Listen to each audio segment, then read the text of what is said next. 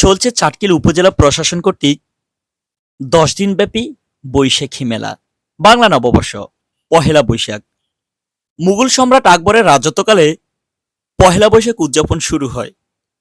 তখন প্রত্যেককে বাংলা চৈত্র মাসের শেষ দিনের মধ্যে সকল খাজনা, শুল্ক, মাসুল পরিশোধ করা বাধ্যতামূলক ছিল। এর পরদিন অর্থাৎ পহেলা বৈশাখে ভূমির মালিকেরা নিজ নিজ অঞ্চলের অধিবাসীদের মধ্যে মিষ্টান্ন দ্বারা আপ্যায়ন করতেন।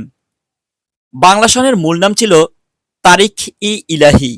সম্রাট আকবর 1585 সালে তার রাজত্বকালে 29তম বর্ষের 10 কিংবা 11 মার্চ এক ডিক্রি জারির মাধ্যমে তারিখ-ই-ইলাহি প্রবর্তন করেন। সিংহাসনে আরোহণের পরপরই তিনি একটা বৈজ্ঞানিক, কর্মোপযোগী ও গ্রহণযোগ্য বর্ষপঞ্জি প্রবর্তনের প্রয়োজনীয়তা উপলব্ধি করেন। সেখানে দিন ও মাসের হিসাবটা যথাযথভাবে থাকবে। এ উদ্দেশ্যকে সামনে রেখে তৎকালীন প্রখ্যাত বিজ্ঞানী ও জ্যোতির্বিদ আমির ফতুল্লাহ সিরাজিকে নতুন বর্ষপঞ্জি প্রণয়নের দায়িত্ব প্রদান করা হয়।